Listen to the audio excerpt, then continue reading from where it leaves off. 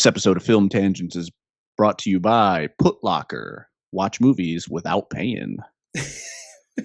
Welcome back, everybody, to the Film Tangents podcast. Thanks for sitting through that bit of advertising copy there. Yeah, right. We're back. We're back, folks. Show everybody loves. Show everybody knows. I got some Maker's Mark whiskey here, and we're that glass, that ice jostling around. Well, I have just fine. I have some hard seltzer, papaya and passion fruit flavor hard seltzer on my end. I respect it. Respect. But yeah, we're back, folks. Remember to like and subscribe. Hit that bell icon so you don't miss any videos. We got some clips coming out as well. I believe one came out, or actually, yeah, by the time you're listening to this, at least 3 came out this past weekend. So, but yeah. Yeah, do all that stuff. Tell your friends, share it. Give us 1 star on podcast. You know the deal. Unsubscribe, unlike. Yeah, yeah. Shit on us. Do the whole shebang. We'll shit on you back. That would be funny, dude. What if we built that kind of relationship with our audience where they just shit on us and we just shit on them back? Dude, that'd be kind of funny. That's actually fun because a guy's done that once. There's a guy on YouTube called Demolition D. He's since retired. I think that guy's posted a video in probably 8 maybe plus years. But he was an anime YouTuber. And he would do this thing sometimes. I think it was him, where he would just make videos about the comments, and he would just make fun of people or address people's comments. I think it was him that did that. I might be wrong, but yeah, it's pretty fun. Yeah, that'd be good when we're big enough to do a reacting to mean comments. Yeah, we'll do that. Because that's the thing. People get furious. We've done a handful of episodes where we've had different takes. Jake didn't like Titan. I didn't like Hugh the Winged Dragon. Yeah. We both liked Dune, but if you hate Dune, you can shit on us. That'd be funny. Yeah, dude, that'd be fun. Yeah, let's get some heated freaking film discussions in the comments. Because people, if you guys comment, and you guys comment and you have some beef with us, or you comment just being I think you guys are wrong about your take on this movie or that movie, let's go. Yeah. We'll reply to you. It won't be just fucking go. Yeah, it won't just be a comment that stays unanswered. We'll reply to your comment. Yeah, we'll reply. Let's fucking go. Bring it on. Bring it on. Bring it on. Post your gamer tag and we'll play Fortnite with you. Yeah. Yeah. We'll settle it in Nuketown. Yeah. Yeah, so you sent me something funny from Reddit. Going down the Reddit rabbit hole it's never good, dude. It's never good. I go down it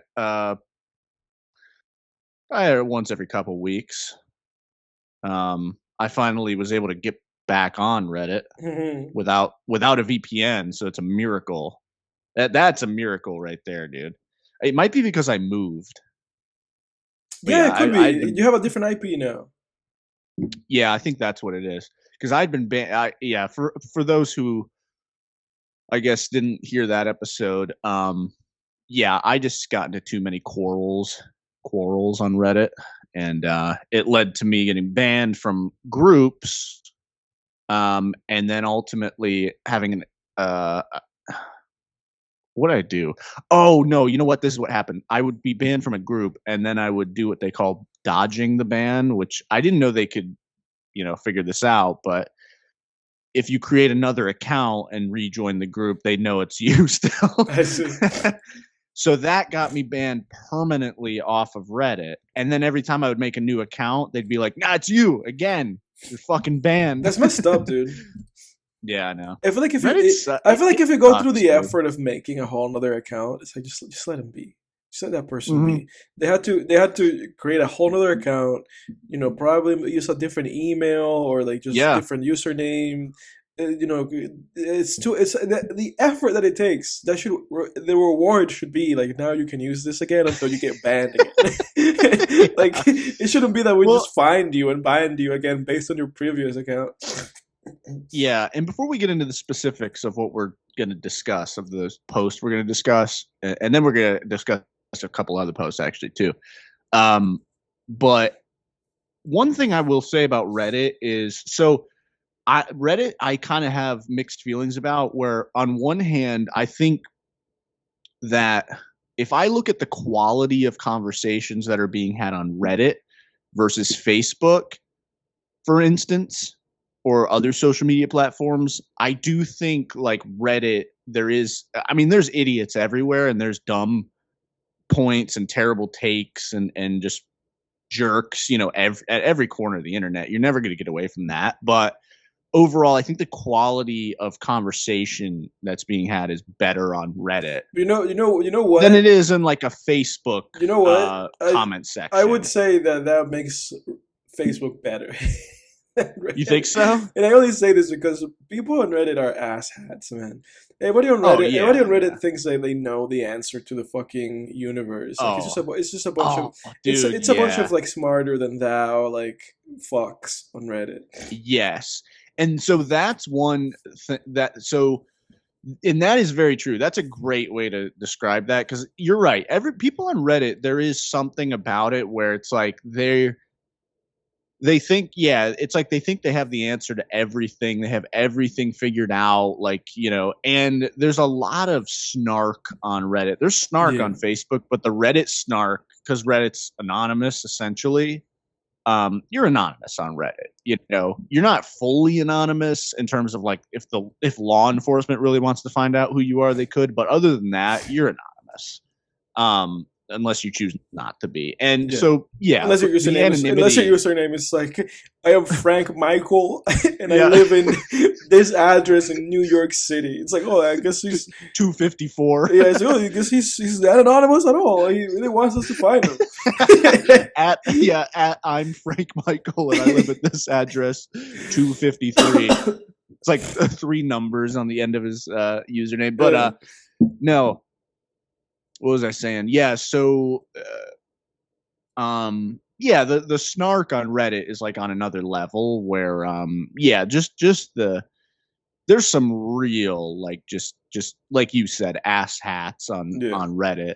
I think one thing with Reddit though, I think so the whole because the way that they have, this is just my theory. I have no idea what the actual method to the madness is, but I have a theory about why the conversations on Reddit are a little more like, let's say, articulate than Facebook. Mm-hmm. Because I think Reddit is something where Reddit is sort of able, number one, it's more niche. Yeah. So it's like you keep out the kind of a lot of the Facebook moms and grandpas and stuff that are just posting nonsense because it's just a little more of a niche thing. Like a forum thing, and then so you're keeping out just a lot of people who just don't even think about like making a Reddit account, right. And whereas like everyone and their brother has a Facebook, so there's like no sort of barrier of entry to Facebook, where for Reddit there's more of a barrier of entry in terms of like, well, you have to know what Reddit is, and then you have to like go and create an account, and it's just more niche, I guess.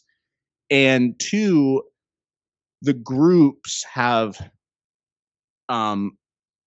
stricter rules than Facebook groups, where it's like, no, like a response or a post needs to contain like these elements, that's the part though that I think is like the shitty side of the double-edged sword, where it's like sometimes the rules in Reddit are just fucking ridiculous. Sometimes that's what would get me like flustered, like when I would post on Reddit and it'd be like immediately it's like your post was removed, and it's like why? And it's because you were missing like a comma here or something, or something like that, or you didn't put your age and gender, it's just like, oh fuck, dude. And like those were like little something like that, I guess is like a little fix, and I understand why they'd implement a rule like that. But there's other ones where it's like it's just so the rules are so constricting to the point that it's ridiculous. And I think I mentioned that one group, which I think I think this is like the dumbest freaking thread ever. The one where they like rate women. Yeah, the subreddit. What's it called? I think it's called True Rate Me, if I'm not mistaken. Yeah. Let me see here. Reddit. I want to get it right. True Rate Me. Is that what it is? Yeah, I think yes. Yeah, photo quality guide r/true rate me, and basically it's a group where you post a picture of yourself in there and people rate you on a scale of 1 to 10. But the rules are like they have this guide that the admins put in the description, Yeah. where you click on it and there's a guide of like what is a 1 out of 10, what is a 2 out of Right. 10. I know It has, like, photo examples. that thread is like a meme because people always like Is it? they get banned because somebody will be like, "Oh, 10 out of 10," and they'll be like, "You're banned because this is not what this is." Yeah, it's Yeah. ridiculous. So for people listening who might not be familiar, if you go within like 1 point outside of their quote unquote objective sort of scale, you get banned automatically. Or like a strike or something, and 3 strikes you're out. I don't even know. But it's like what the fuck is the point of doing a face rating then? It doesn't incentivize engagement. They're police over there. That to me is so dumb, because it's like, okay, if I'm someone who's gonna put a picture in that subreddit, which I'm not, but if I were, and then Joe Schmo is gonna rate it, if Joe Schmo can go look at the fucking document that has the examples of what a 2 out of 10 is and what a 7 is, then I can go in there and fucking rate myself. If Joe and I have to come up with the same response, it's like flipping a coin that's the heads on the same side. It's like there's no fucking point of the exercise. Right. So suffice it, the larger point here is that Reddit is at times a really stupid place, and a lot of times I don't know if it's just the admins are power hungry, they're on a power trip or something, which it's just, I think they are, which is really dumb. That's pathetic. If you're on a power trip it's pathetic to be on a power trip anywhere, like in a work environment or but you have to remember, in an office or something. This. But in digital form, to be on a power trip is really pathetic. But you have to remember this. You have to remember this, that it's like if you are the admin of a thread, you're God. How would you? You're not. How would you not? Of that thread. Of that, exactly. So it's like, how would you not go on a power trip? You have absolute power. I feel like it's kind of like that. Like, you and I saw that, like the Stanford prison experiment. It's like, even though this is like set like nonsense, you're still like, I am the person who rules here. This is my grounds. People will abide by what I say. Dude, listen. I don't have a Reddit account. I've never had a Reddit account. Once I tried creating one and I was like, this seems like it's too much effort, and I didn't.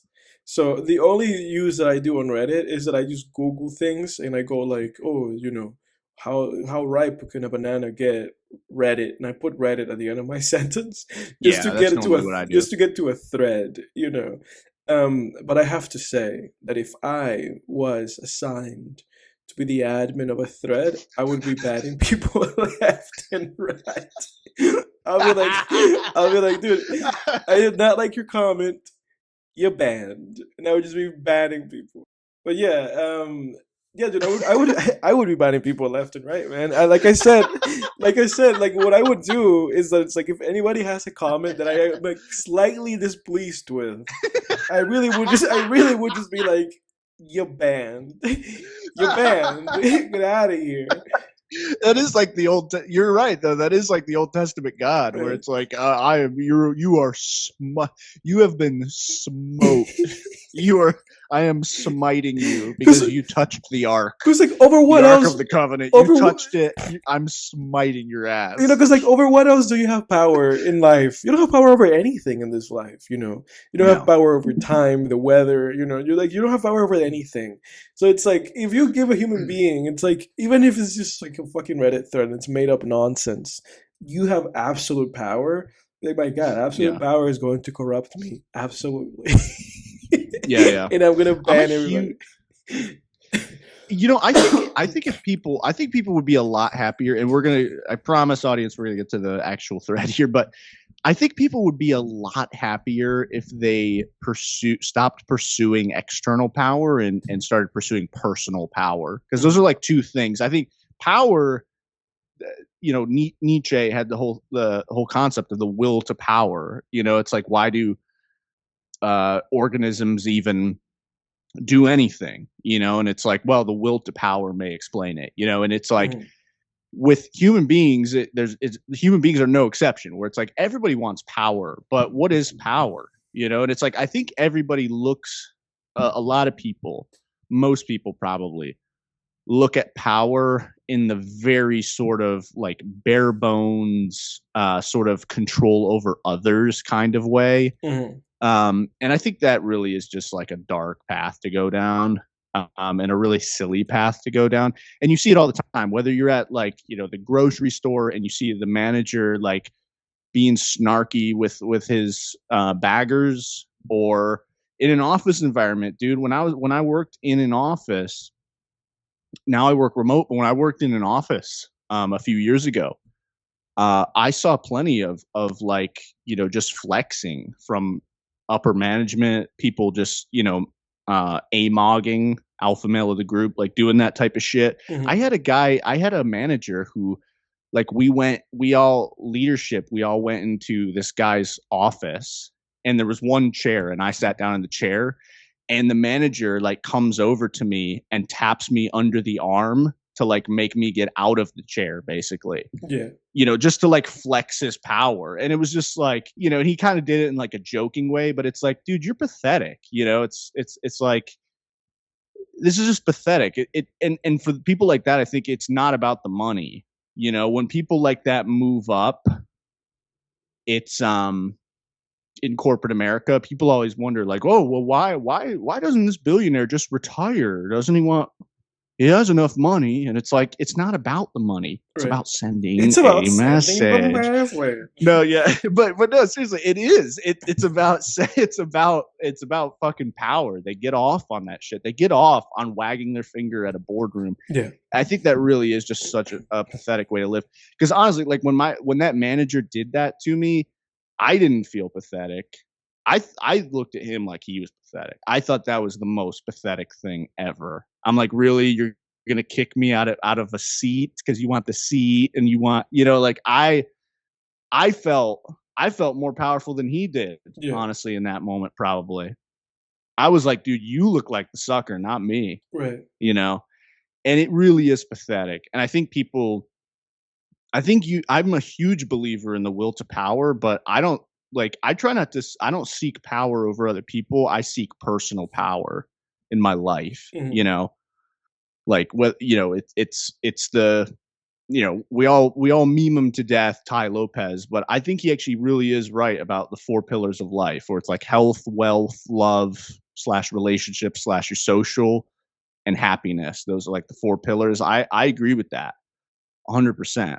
And I think if you build all 4 of those things over a long period of time, you will feel powerful. That's true power, is having those 4 things. And I've been building those 4 things over the years, and I feel very powerful in my life right now. I don't need to fucking control anybody else. What the fuck? I don't need it. Dude, the fuck I need you for? I need to control you. This is the end. This is the end of this podcast. What do I need Edward for? No, not you, Edward. You as in people in general. Yeah, I know what you're saying. No, you as in people in general, what the fuck do I need to control anybody for, dude? I got all the money. I got all the power. I got all the money in the world. I run the nickel. I got the nickels. The game is mine. I play the cards. Yeah. Watch. Yeah. Anyway, little side rant from me there, but I felt like I needed to get that out because I always, whenever I see people in your day, and you see it daily, I feel like just in the day-to-day world. I mean, do you feel this way where you see people like almost daily just wanting control over other people? I guess maybe you see it more when you're in more of a corporate environment, but you saw it in school, with teachers. Teachers loved a lot. I had teachers growing up who I think only became teachers for the sole purpose of being able to tell kids what to do. Right. 100%. And it really is pathetic. Yeah. And the Reddit admins, ultra pathetic. That is so fucking pathetic in digital form. Yeah. And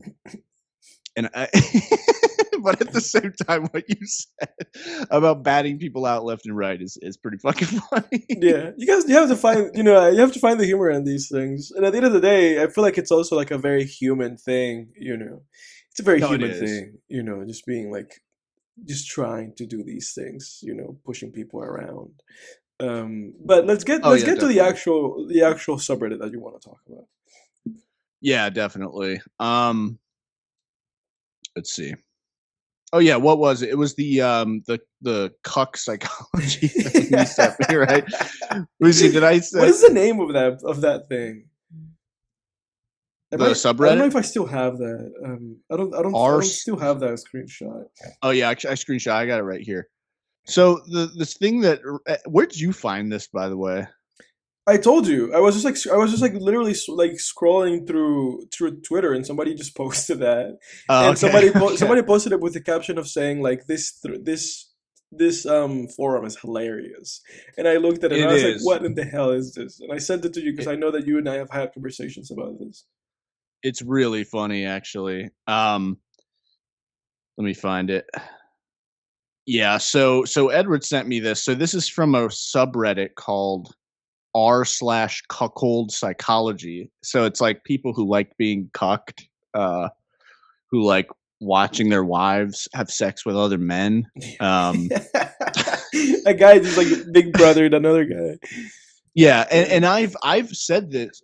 I told you this, Edward, as a single guy. I'm on the dating apps, and I see, probably once weekly, an account where a girl is pictured there with another guy, which is immediately weird because you're like, okay, usually these are either selfies or on like dating whatever. Apps. Yeah, exactly. Yeah. And so when you see it piques your interest, or not your interest, but it piques your curiosity when you see a picture of a girl with just one guy that looks like her boyfriend. You're like, well, what's this about? And you scroll down and it's like, yep, I'm in a relationship, but it's like I kept seeing ENM. And I'm like, what's that? I looked it up. Mean? Ethical non-monogamy. What is ethical? Where it's like well, I guess it means they have an agreement that she can go out and I see. Bang other dudes. It's a moral, which ethically moral. Yeah, which like, guys, I get. On one hand, I get it. Like humans, we don't have the part of our brain for monogamy. I think that's been like proven by biologists, where like we're there's only a couple species of primates that have the part of the brain responsible for monogamy, and humans are not one of those species. I get, on one hand I get that, but it's like, guys, I'm not a believer in people like going out and just smashing other people and then coming home. I mean, that's just, it's like, you got to pick a horse and ride it. Yeah. Be single or be in a relationship. Like, no fucking way, dude. Yeah. My girlfriend, if I had a girlfriend who even floated that to me, Yeah, because the thing is that would be Get the out. biggest, that would be the biggest red flag. And Oh, 100%. it's funny though, because like today I saw like I guess somebody sent to like some kind of like coach like a story of theirs like on social media, and the coach just like it was one of those things where like the coach on Instagram, they were like they would like, oh, ask me anonymously anything, and this person sent him like a whole like his life story of the past, I guess, year, where it was basically that, it was basically the same thing that I sent you, of just of the guy, but of like a non-ethical thing, because the guy was Yeah. basically saying like, he basically just said like, I've been with this girl for a year, and and he was like, and he said that he's basically, the guy was dating one of those girls basically, that it's like quote unquote like not meeting up with people, but still like texting other guys online. You know what I'm saying? Where it's like just for the attention. The guy was like, "Oh, she's doing this for the attention," And he and was allowing it, or yeah, basically he was allowing it just because she had apparently told him like, "Oh, it's I'm not meeting with them. I'm just talking to them online." oh So he was yeah, allowing that. that translate, especially for a girl who Yeah, girls have a lot of yeah, options. Girls can way more easily, get guys to meet up with them, yeah. like 100 times But he, easier. That's yeah, going to translate to real life, off of digital into yeah. real life real fast. Yeah, but he was allowing that, and so then What a punk, the other dude. part of his comment was that he was basically saying like, we had intimate relations on Sunday, and then we had intimate relations again, like 6 days later, like on Friday, and he was like, and now after our encounter on Friday, he was like, now I have an STD, and he was like, I'm suspicious. Suspicious. That she met up with Wait, so somebody he else in had the sex with meantime. his girlfriend. Yeah. Who's he? When you say he had sex with someone, his girlfriend, Yeah, who's been quote unquote just messaging other yeah. guys. His girlfriend of it, like he's been with his girl for a Yeah. year, and all of a sudden now Okay. he has like a sexually transmitted like disease. Oh, So it's like, well, Jesus, the dude. writing's on the wall, sir. So he was Oh. basically asking the coach guy. He was like, "What do I do?" And the coach just responded to him, being like, "Sir, you're a fool." He said, like, "I have nothing to say to you." Wait, was this like a dating coach on YouTube or something? What Yeah, was no, this? it was like a guy on social media. Like Oh, he okay. he put that up on Instagram, and then he shared the story, like the screenshots, on Twitter, and I saw it on Twitter that he Oh, put that out. But it was like Jesus, it was dude. like one of those guys, like one of those like like male coaches to other guys with like 500,000 followers on Twitter and shit. Yeah. I don't remember who it Which was. I've been seeing, there's like a lot of those guys, even the like male coaches have been like, there's a guy Sneeko online or something, and then like Yeah. Adam 22, and he's not a But coach, isn't that the but guy you told me there's that had guys like a like that show who about have, people competing to sleep with his wife? yeah, that's Yeah. Adam 22. But there's even like Sneeko is the one that I could think of off the top of I my don't know head, who that is. who said who like advocates like cuckold, I guess is what you That's call it. hilarious. And it's like, holy shit, at least, I mean, a lot of the dating Yeah. coaches out there online, like the red pill guys and stuff, those guys are like, pretty much all the red pill guys are charlatans. A lot of the dating coaches online Yeah. are charlatans and frauds and fake gurus and scammers who give terrible advice, but just ridiculous advice. It's like stuff that's like, holy, this is, you only have to hear it once to be like, this is dumb, like Yeah. this is bullshit. Yeah. At least before, those guys would have always 100% of the time shut down something like that. But now it's like, even some of the dating coaches online are like, yep, yeah, actually that can bring you and your girl together. It's like, what? Get the fuck out of here. What the hell is going on? Yeah. But yeah, dude, there's a real, I don't know, I can't speak on it because I haven't been, like I wasn't alive before 1998, so I wasn't Yeah. alive during the 80s, It does 70s. feel So like I don't this. know It how does. it It was does back feel then, like but it it feels like seems this is like like some to me, recent shit for sure. yeah, it seems like there's something on the rise. Like some And you social and I media have talked, shit for sure. Yeah, and you and I have talked about it to where we're like, is it like a sexual deviancy thing where guys actually like this, or is it just a getting punked kind of thing? I think it's a Maybe it's little a bit of case by both. case Yeah, basis. Yeah, because I think some guys maybe actually like it, have yeah, like a sexual deviancy, yeah, for and then sure. other guys, it's kind of like just getting punked, basically. Yeah. Um, I think which I do think it's I think like you said, I think it's a case by case basis.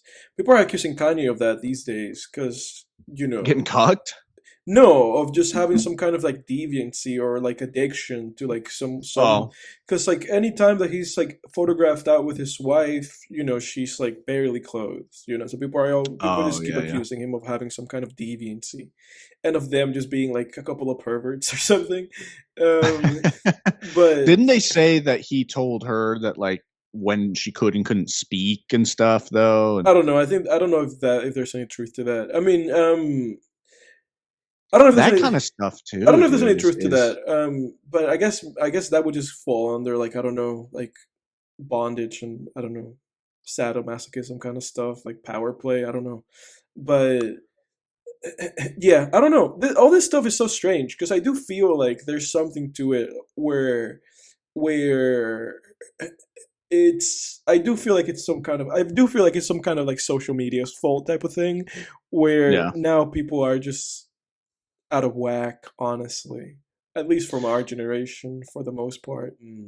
I think people need to look at themselves in the mirror and just kind of ask themselves like, what do I want? And if you find Yeah. yourself in a position where you're like being subjected to something that you don't want, then you don't have to accept it, and you don't have to listen to anybody online that's telling you to accept that. Like whether it's whoever, Adam 22 or Yeah. Sneeko or whoever it is, like you don't have to listen to anybody. It's like just I think people just have to. I really do think people have to kind of look within themselves and just ask themselves like what is it that I want, and then 100%. just know that just have a very clear like idea of what that is before they move forward into committing onto something, because then if you do that, you won't find yourself in a situation where you don't know and now you have to make a decision, and then you're like, oh yeah, okay, let's do that, and then after it happens to you, or a month within it being happening to you, whether you are whoever, non-binary, male, female, doesn't matter,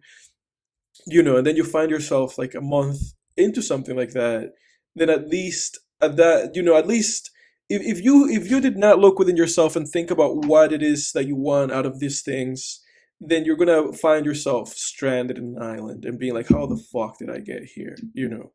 How did I get here? Exactly. Yeah. So it's like, so I think it's a matter of just like personal, like just find yourself, man. You have to really like, whoever you are, again, you have to just really know like what you want before you put yourself out there, and that way nobody can take advantage of you because you already know like what you want.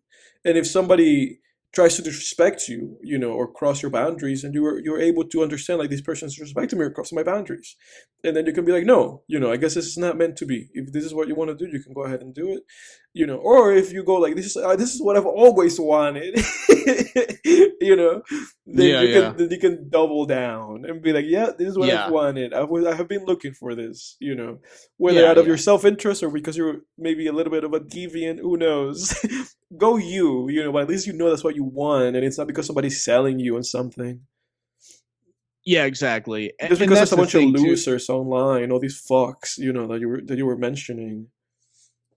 Yeah, I think online has gone a little too far, and I had to get out of this myself with YouTube because I'm a Yeah, big YouTube like addict, borderline. I would say like yeah, not even borderline. I am an addict. Like I had to set I had to set a rule for myself with YouTube because yeah, I love learning shit. I love learning. I have multiple playlists on YouTube of mhm, different categories, yeah, like just learning stuff. I love learning stuff, and YouTube is a great place to learn stuff if you pick, with the caveat, if you pick the right channels, yeah, like if you're going to learn about science, pick the right channel. If you're going to learn about whatever topic it is, vet your sources. But, I had to set a rule for myself now that I can't listen to YouTube videos unless I'm doing something else, whether it's yeah. chores, That's what I do. Yeah, I never. whatever it Yeah, is. I'm never like solely focused on the YouTube video unless I'm like, I don't know, on the toilet, you know. I'm never like Yeah, that solely that focused on that. yeah, that's Yeah. part of my thing, and I might even need to cut out the toilet thing because Yeah. then it's like But you're in a there for an shit hour. takes like Yeah. 15 minutes. Yeah. Yeah. Yeah. But no, but so I had to get out of this mindset too, where it's like with YouTube, there's more advice than ever, but it's like take it as exactly that, advice. People, I Mhm. think these days are taking things as doctrine, Yeah. and it's like, no, create your own principles, have your Yeah. own principles. Don't do something just because fucking Corey Wayne said it, or fucking whoever said it, like alpha male strategies or fresh and fit or whoever it is. Like, don't fucking do it just because they said it. Like, Yeah. listen to the advice. Does it sound?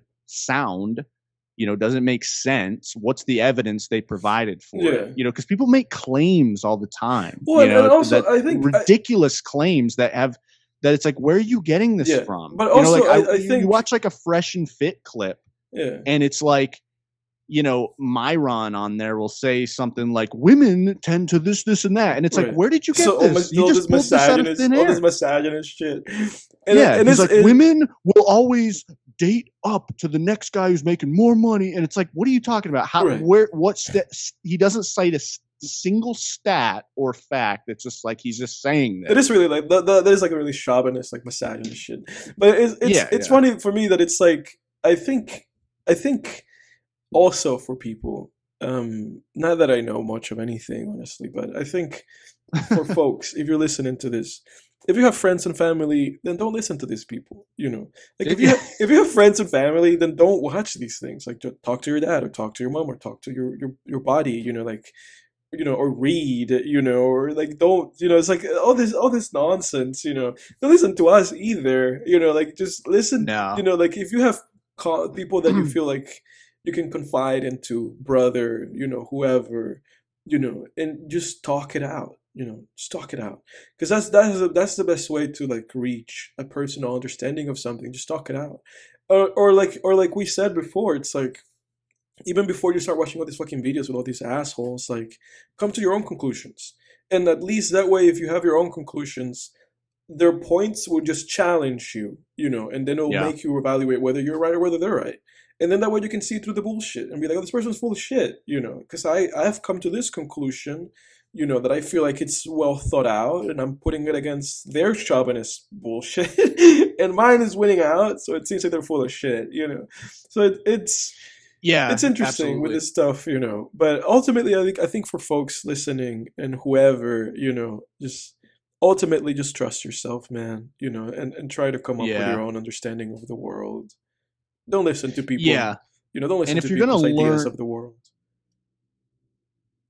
Yeah, 100%. And if you're going to learn something, learn from someone who has demonstrated capabilities within what you're trying to learn. Yeah. If you're going to learn science, learn from a fucking scientist. Right. Like, if you're going to learn, like, when I'm learning about writing on YouTube, for instance, I listen to, for example, Brandon Sanderson's writing class. Why? Because Brandon Sanderson has sold like 30, 40 fucking fantasy books. Right. He's been like a best-selling fantasy author since 2000, and he happens to be also a professor who has lectures online for free. Or for better or worse, publishing. Max Landis. He's out there.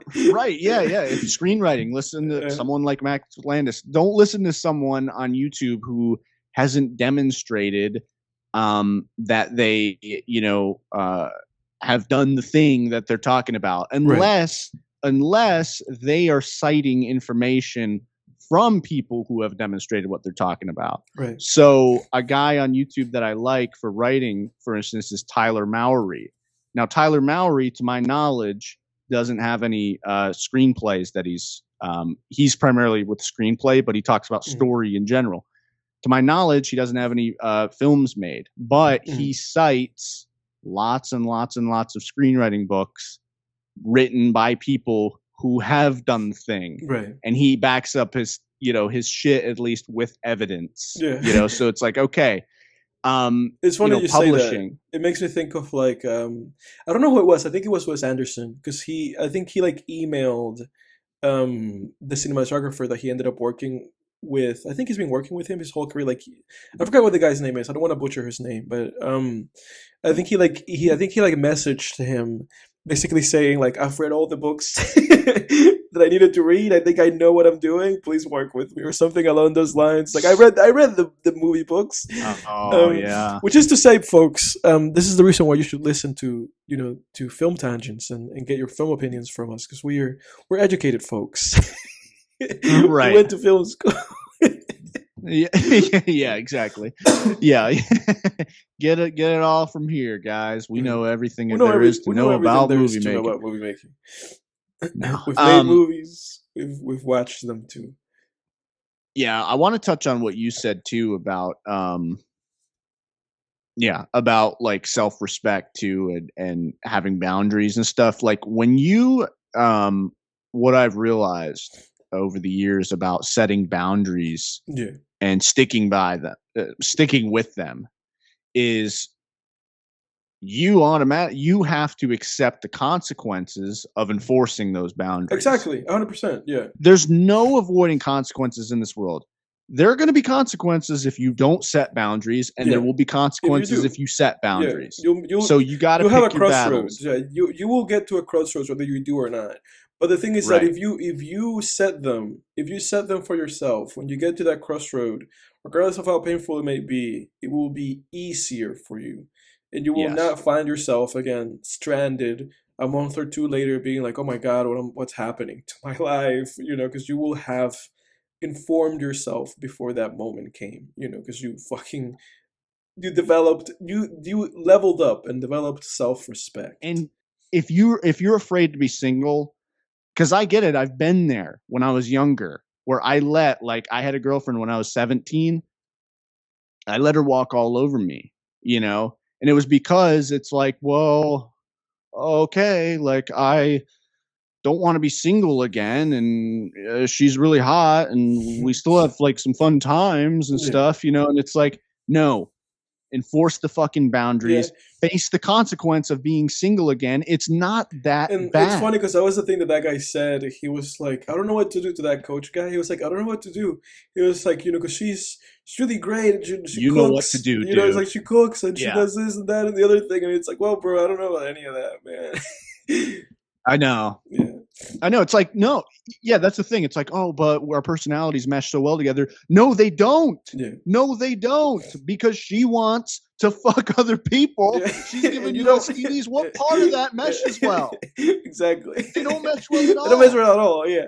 It was like, oh, we both like Star Wars. Oh, we both like Star Wars. Yeah. Oh, okay. We can have more than a 10-minute conversation. Like, so what? Yeah. Who gives a shit? That's the thing, man. People are so lonely too these days. That's another thing.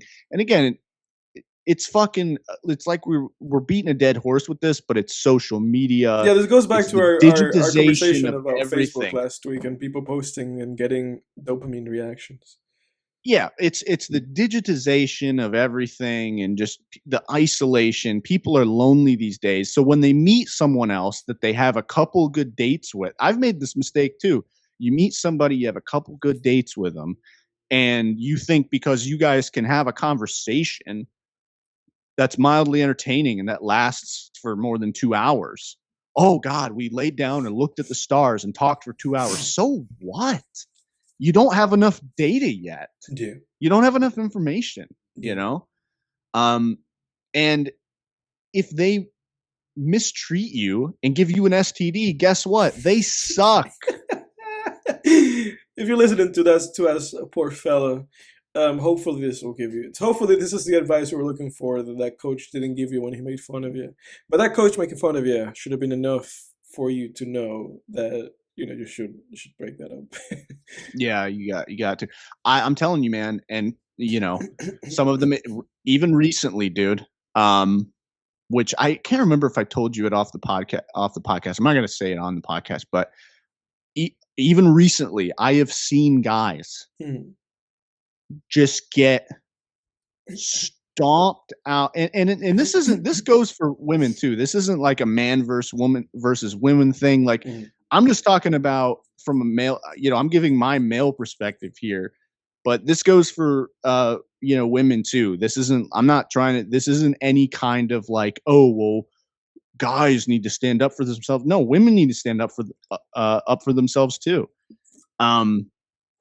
Again, I'm just speaking from a male perspective in my case scenario and some of these other case scenarios, but it's like, I even recently I've seen guys get, freaking curb stomped. Let's just say people. I've seen people get curb stomped by a significant other. Just absolutely curb stomped, dragged through the mud, beaten, broken, used, and abused. Yeah. And it's like, I think I might be able to get them back. It's like, for what? For what? Yeah. For what reason? Yeah. Dude, I would rather. I'm telling you, dude. One case recently, and I'm not going to talk about it on the podcast, but a case recently that I heard about from someone close, in my circle,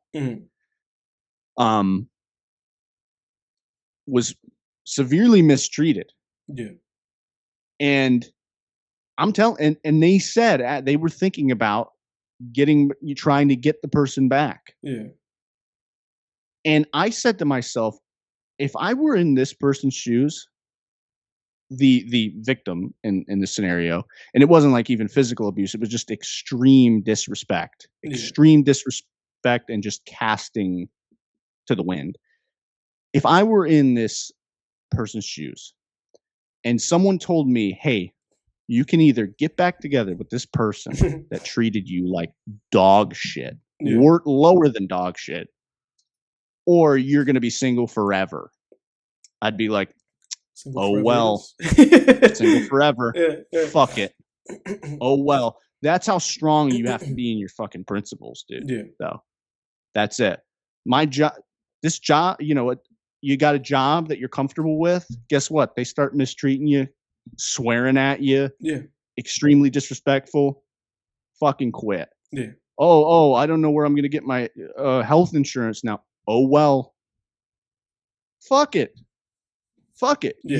Your freaking self-esteem and your self-respect and your dignity and your principles matter more. They're worth. You can't put a price on those. Yeah. So anyway. No, dude, you're right. 100%. On to the cuckold post. Yeah, dude, we gotta get to that post. Yeah, we still gotta get to the post. So I don't know if this is fake or what. What's your take on this? Do you well, let's read it. Let's read it again because I don't actually remember it. Yeah. So this is an r/cuckold psychology. And the title of the post is "Bull Treats Me Like a Child." So I guess from the context that I'm getting here, apparently a bull is the like alpha guy that's sleeping with your wife. So that's what I'm getting from this. So the post says, quote, "I get he's the alpha, but it's kind of annoying how he treats me like I'm a kid when I'm 32 and he's 35. Whenever he's not with my girlfriend in their room, he'll come up to me and say things like, 'Hey, how's it going, little man?' Or if I show him something like a game or movie or whatever, he'll over-exaggerate and say, 'Wow, that is so cool, dude.' Or if I tell him a story, I'll get a response like, 'Whoa, that's crazy, buddy.' Even when the story wasn't that crazy to begin with. Then when he goes out somewhere with my girlfriend, he'll say, 'We'll be back in a bit, champ.' He acts more like a dad than a friend. Not that I want to really be friends with the guy to begin with, but I just find it kind of annoying, even though he's nice most of the time. Just kind of seems fake though, Right now he's living with us since his wife kicked him out, so I'm forced to interact with him more. Our room ended up becoming his and my girlfriend's room ever since he moved in. I didn't get much of a say. Oh, big surprise there. my girlfriend and I barely ever get alone time now. So maybe that's also making me more annoyed by his antics. I don't know, but wish he'd stop treating me like a kid. Anyone else deal with something like this? Unquote. That's so. The thing about that, the thing, I think that's fake, it, but I could also buy it. it probably could be fake, but the thing about it is that it's like it seems it's funny because this guy's so in, he's so in that the issue that he has is just how the guy treats him. That's the only issue he has. Like it Yeah, seems it's like not even the greater issue is that Yeah. there's actually a guy that's banging your girlfriend, right. and it's like, no, and it's I'm just living with you annoyed guys that- for free in your room. It doesn't And he seem like sounds that's like a even what little he's kid. bothered with. He's just bothered with the fact that it's like, how do I get this guy to like respect me? And it's like, you're never gonna get this guy to respect you, man. No, you're never gonna get your girlfriend's respect either. By the way. No. And that's his girlfriend too. That's like, oh fuck, man. I don't even know. Yeah. It's like it seems like usually people don't start doing this stuff until, well, I don't know. Yeah, I guess I was gonna say till marriage, but I guess I've seen it again. I've seen it on the dating apps. Yeah. I've seen it on dating apps where it's like, oh, he likes to watch. I'm like, left swipe immediately. Yeah. No, That's really funny. not doing that. Yeah. Dude, but yeah, no, you're right. It's like if someone is that deep in like the cuckold thing, which there are people who are that deep, then I could see that being their problem.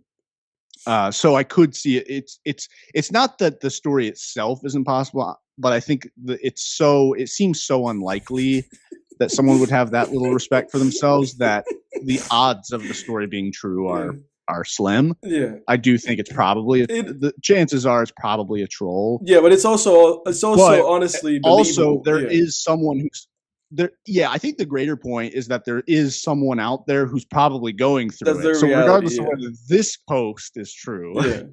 it's like, and I love my favorite part of the post too is like whenever I try to show him a movie or a game or something cool, it's like, dude, what are you, a 5-year-old kid and this is your stepdad? Like, and whenever I try to show him my Super Mario game, it's like, holy shit! It's like dude, maybe you're ultimately that guy just needs to reassess his whole existence. That guy needs to reassess his existence. It's not too late. You're only 32. It's not too late. Yeah. I To saw another switch one. around. Yeah, seriously. I saw another one too. Let me see if I can find it again because I left the tab open, but then I had to quit Chrome. Let me see. It was like wife's. Oh, I think it was called "Wife's Boyfriend is Mean to Me" or something on Reddit. Mm-hmm. It sounds like a version of this. Everyone met my wife. What the fuck? Met wife's boyfriend. Felt like a guest in my home. Wow. Holy shit. Oh yeah, this is r/polyamory. Yeah, it's like, guys, this stuff is just weird. It's really fun. And you can sit there, and that's the thing. It's like you can sit there and say, like, oh, well, you're just, listen, I'm not even like a huge traditionalist. Like I'm a liberal person. I'm very progressive. I have, like I'm not religious. I'm into horror movies and dark shit. I love philosophy. I'm very open-minded. I'm very I'm a very progressive person. I'm not part of the woke mob. I'm not a SJW, but I am a deeply progressive liberal person. And you can say there are people out there who can say to me like, oh, well, you're just you just don't get it or this and that. And it's like, guys, it's not working. These are the problems you open yourself up to. It's not fucking working. Like that YouTuber Destiny or whatever. You probably know that guy, right? With the blue hair. The reason why I know about that guy is because I know that he was on Lex Friedman's thing recently with his wife. Yeah, I didn't see it though, but that's the reason why I know about him, because people had been like, who is now his ex-wife. Yeah, I don't really know anything about that guy other than that. Yeah, well, I got filled in on that situation like a week or two ago. His ex-wife now, you know why? Why? Because she fell for some other guy and ran off. It's like, yeah, guys, these are the kinds of things that you open yourself up to with this shit. Yeah. You gotta have, boundaries in a relationship. You can't just was he fucking. allowing that, or is it that that just kind of happened to him? Yeah, they talked about it on Lex Friedman's show. It was like an completely open relationship. Of course, that happened to him. Then it's like you are inviting it. It's like, this is what's going to happen to me. Yeah, and he would defend it by saying like, "Well, you're at just as much of a risk, in a monogamous relationship if something like that happened." It's like, no, not really, no, no. What an idiot. That's like saying you're at just as much of a risk of getting fat shopping in a Whole Foods as you are at Aldi, or at Lowe's Foods. It's like, no. It's literally leaving your door open. It's leaving your front door open, being like, if I'm gonna get robbed, I'm gonna get robbed anyway, so I'm gonna leave the door open. And it's like, that's pretty stupid. Yeah, you're inviting it. Yeah. Exactly. It's like, yes, you're at risk either way. Yeah. But it's like what's more likely? Let's use this analogy. Okay, I'm a drug addict, right? A former drug addict. What's more likely that I'm going to backslide if I'm hanging around, well-to-do? You said you're a former drug addict? If I was. So you're not a drug addict anymore? No. This is the analogy, okay? Drake's never been a drug addict. Let's say I'm a recovering drug addict. Yeah. Am I more likely to backslide if I'm A, hanging around a bunch of well-to-do people who don't even drink, or B, if I'm hanging around people who do drugs? But don't tell me the answer. Don't tell me the answer. Don't tell me the answer. I think I can get this. I think I can get this. Yeah. I think B is the answer. Sesame Street. Yeah, it's just dumb. It's like, of course, there's a risk, even when you're monogamous and you have these boundaries up. But it's like, if you're actively sleeping with other people, you're a lot more likely to catch feelings for someone else than if you just see the same barista whenever you get a coffee. Right. Yeah. Anyway, yeah, that post is wild, dude. Anyway, I can't find that other post, so fuck it. Yeah. I think we've drilled our point home. Yeah. Well, an hour into this podcast, I am sorry to say to the audience, that we only have so much time. But at the end of the day, if there's something else that you want to touch on, we can do that before we move on to our recaps. I don't think so. I think it's probably we really hammered this one. I think we got a lot of good talking points in there, though. Yeah. I mean, there were a lot of actually top subtopics within that topic, I would say. Yeah, for sure. That led us onto a whole conversation about like having respect for yourself. Yeah. And there was something though before that too that we were saying. We were talking about like I don't even know. Oh, about getting banned on Thread. On Reddit, how you got we're talking about that. We were also talking about like we were also talking about like seeking power in life and stuff. I think we got a lot of good, this has been a very fruitful episode for sure. Yeah, this one has been a self-help episode. Yeah. A philosophy episode. Stay strong, everybody out there. Listen to the Kid See Ghost album. Listen to Kid Cudi. Stay strong. Yeah. Stay strong. I just realized what you're trying to say with that. Yeah. Seven love. Yeah. Stay strong, everybody. Stay strong. Hold on to your values.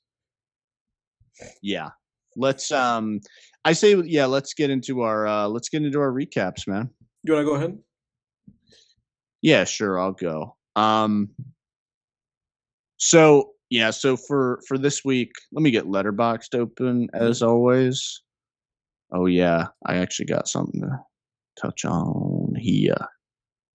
Okay, so I watched one movie this past week besides the movie of the week, and it was I watched Dream Scenario. Oh yeah, I went on Letterboxd and I saw that. Everybody in our circle on Letterboxd. And by that I mean, like our friends that I follow. Everybody's seen that movie this week, and everybody seems to love it. This week? Yeah. Oh yeah, because it just dropped on HBO Max. Yeah.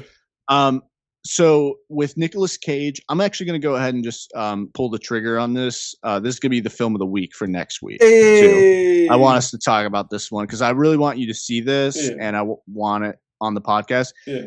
Because I thought Dream Scenario was fantastic. I won't say too much about it because we can Okay. just Yeah. get No, into it don't say next too much week. about it because I really want you to hold on to it so that we can talk about it. Okay. Yeah. Let's just do that. So I watched Dream Scenario with Nicolas Cage. Yeah, because I don't want to hear your positives in case I have negatives to fight you with. Yeah, no. Yeah, that's fine, man. That's all I'm gonna say. Okay. So that was the one movie that I watched, and then I'm almost finished with the Netflix show Hellbound, the South Korean horror TV show that I was watching. For those who didn't hear last week's episode, which is when I first talked about it, basically it's the director is Yeon Sang-ho, who also did Train to Busan, that South Korean zombie film that people love. Yeah. I haven't seen that either, but I want to watch it now that I've seen this show. Yeah. Because Hellbound on Netflix is fantastic. So you're beyond your criticisms of last week, because last week you said you didn't like the monsters that they had in the show. Yeah, that was just a nitpick. Okay. But again, it's more of an aesthetic thing. An aesthetic that I really didn't care for, but honestly, the story is so good, and the show is so well written and engaging that I don't give a shit. Anytime you bring up that show, it reminds me of that film that we pitched. I think it was like our second year or something, third year. Oh, Hellbound, yeah. It was called Hellbound, right? It was about a completely different idea, but yeah. The concept of the show Hellbound is unearthly beings deliver condemnation, sending individuals to hell and giving rise to a religious group founded on the idea of divine justice. If I have time, I'm probably going to watch the last episode of the first season tonight, which will catch me up because season 2 is coming out this year. Just great themes and philosophical conflict in there, just regarding like divine justice, cults, religion. A lot of similarities to the Dune, particularly Dune Part 2 that we just saw. Very, very similar themes. I think the creator of the show is trying to say similar things. There's not a messiah in this show, but however, they do seem to be playing with the Jesus narrative in a very subtle way in like the last 2 episodes. A really much more subtle way than actually Dune plays with it, which is really, really interesting. But yeah, it just deals with similar themes, religious fanaticism, and I'll leave it at that. It's fantastic. I really recommend checking it out, actually. Yeah. And then I on the music side of things, I listened to, I guess one thing worth mentioning, I listened to Chief Keef's new tape. For those who aren't as familiar with this podcast, I'm a big Chief Keef fan. He's in my top 5. If the last you heard of Chief Keef was in somewhere around 2012 or Finito in 2014, then I would highly suggest checking out his music if you like really anything like punk rap. If you like mumble rap, I would check out his music. But also if you like if you like Denzel Curry, if you like Danny Brown, if you like Young Thug, Young Thug, artists like that, I would check out Chief Keef 100%. If you like Denzel Curry, check out Chief Keef 100%, because he's also in that subgenre of punk rap, just more on the kind of drill side sonically. But yeah, Chief Keef, after he kind of went back underground and quote unquote fell off, he really built a cult following. He's been making his best music. He's been making just weird, crazy kind of psychedelic music.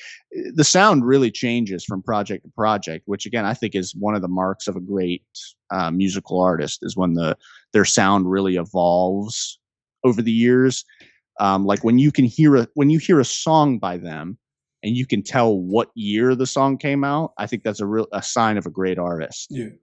Like Tyler the Creator. If I hear a song by Tyler the Creator, you could probably figure out which year it's from. Yeah, for sure. Right? Because same with Kanye, right? Kanye. You hear a song by Kanye, you know what year it's from. Yeah. He's got eras. Era. He's got epochs. Eras, exactly. Mm. And Chief Keef is no different. So I would urge you. I know the name Chief Keef.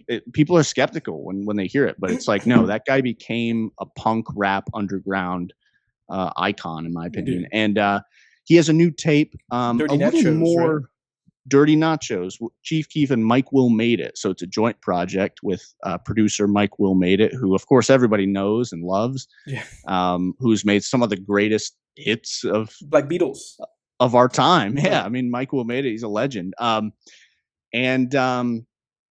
This is more of kind of like a pro forma trap tape. Like it's more of it's not incredibly experimental. It's pretty straightforward. However, that's not to say that it isn't great, because it is. It's really solid. The beats are very inspired. It's a breath of fresh air in an era where everybody seems to just be trying to make a metro beat. Mm-hmm. And I've been complaining about this for 7 years at this point. Since this has been a problem since 2017, that of everybody just copying metro. Yeah. And Mike Will is someone who I think has quite a range. It's easy to say, like, this sounds like a Zaytoven beat, or this sounds like a Metro Boomin beat. I think it's a lot harder to say what sounds like a Mike Will beat, because he has quite a range. Yeah, for sure. He doesn't really have there's not really a Mike Will beat, because he's made so many different types of beats, and I can't take that away from that guy. Yeah. And he's made some of his best beats, I think, on this tape, because there's some phenomenal beats on this tape. And Chief Keef, entertaining as always, drops some pretty heavy bars, and stylistically, he's very since he dropped the album Fornem in 2021, he's been a very sort of animated version of himself. It sounds like he's probably sobered up in a lot of ways, like in terms of, I don't know, but he sounds like he's got more energy over the past few years in the music he creates. He's very much doing sort of a Danny Brown kind of thing these days, where it's just a very projected, animated way of rapping. Yeah. That's pretty entertaining. I'm kind of ready, honestly, as a fan of his. I'm kind of ready for him to switch up his style again. But it has been entertaining. 4M was a great album, and this one is a great project too. Something really that's worth mentioning is the first thing you hear when you click on the first track, when you play the first track of this album, is Trapaholics Mixtape. And that's because how everybody these days, like Kid Cudi, Tyler the Creator, they brought back DJ Drama. Yeah. People are doing that these days. There's a lot of DJ nostalgia these days. Chief Keef and Mike Will Made It. I couldn't believe my ears. They brought back Trapaholics. Yeah. That's right. This I'm telling you. It's hosted by Trapaholics. Yeah. I'm telling you, I think if I were to trace this, I would trace this back to 2016 when The Life of Pablo came out. I would trace it back to that.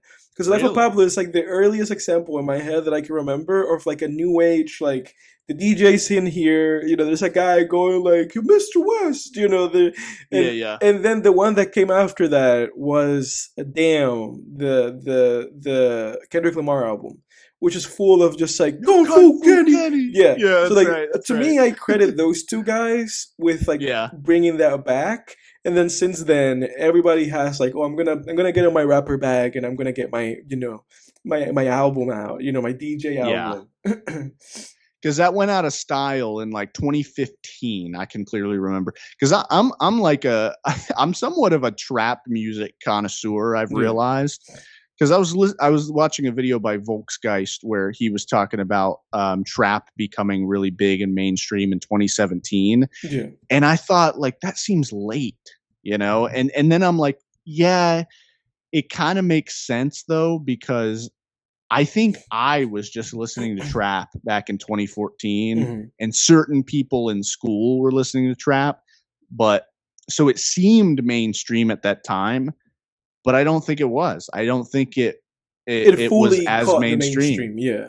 Exactly. I think it just, in retrospect, it seems like it was because I was listening to it so much back in like 2014. Yeah. Um, but yeah, I would say, yeah, if I could trace it back, I would say that DJ stuff kind of fell off in like 2015, where people really stopped doing that, Hmm.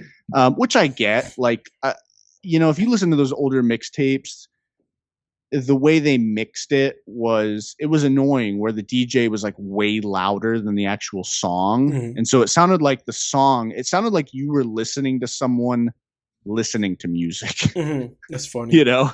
You were like listening to a stereo that was playing something through another stereo, Yeah. It's interesting. That's an interesting on discussion. certain mixtape songs. Yeah. And then the DJ was actually playing through your stereo, Yeah. but it was like a nesting doll of stereos. Yeah. That's like the best way to describe it. Yeah. Yeah. Yeah. That's funny. Anyway, I'll shut up about that. But like Yeah, that's funny. Dirty Nachos, solid tape. I think Yeah. my favorite song is, at least for now, is Pull Up Ghost Clan featuring 2 Chainz. That's a great song. I still haven't listened to it, but I will. I'll make time to listen to that mixtape. You'll have fun, man. Just go in expecting like a good time, solid trap tape. Like Yeah. that's it. It's not like a Keef like super trippy kind of album. It's not one of those. It's just one of his more like regular kind of trap tapes, but it's solid. Yeah. And then I actually watched like an interesting video on YouTube. It was like a mini documentary called "The Dark Side of Randy Orton." That's interesting. Yeah. So for those who aren't wrestling fans, who didn't grow up wrestling fans, which if you didn't grow up at least watching WWE at some point, I feel sorry for you. But Randy Orton was a WWE wrestler. But if you don't know anything about WWE, just feel free to skip to Edward's recap from here. But yeah, dude, Randy Orton, he was. I think what I took away from this little mini documentary is that his character was pretty much him. Mm-hmm. Just like him, the person, actually. Yeah. Like he's actually like that. Yeah. Particularly like maybe not the like crazy one that punted people in the head, but like the version of him from maybe like Evolution, like the Legend Killer version of him. Yeah. That's like actually him pretty much. Really? I have to watch this. Dude. I have to watch this. He's an asshole, man. Really? He was crazy. I think a big part of that too, because it made a lot of sense when he was talking about how when he was growing up, his dad, who was also a WWE wrestler, Cowboy Bob Orton, was always on the road, and his dad estimated that he saw Randy maybe like 4 days out of the year or something. Wow. Or something like that, something crazy His low birthday like that. Christmas and New Year's. And yeah, like if you don't have a father figure in your life, you might, like it made a lot of sense to where it was like, yeah, that guy just grew up pissed off, out of control. He was out of control, man. I mean, he was like just antic after antic after antic, man. Just setting off fireworks in a moving vehicle. So these are some of the things off the top of my head. He was a wild boy. Some diva was driving. He set off fireworks in a moving vehicle. Certain like fights backstage. Like her. Trying to think of like other examples. There was like a rumor that he shit in some diva's bag, like her duffel bag or something.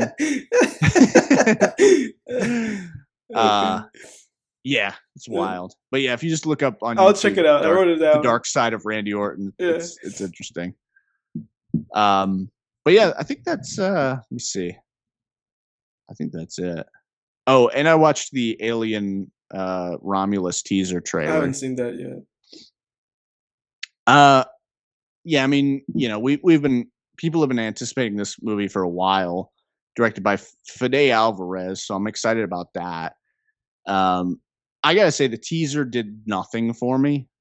Um, I Yeah. think like at this point, because the teaser, it's exactly what you'd expect.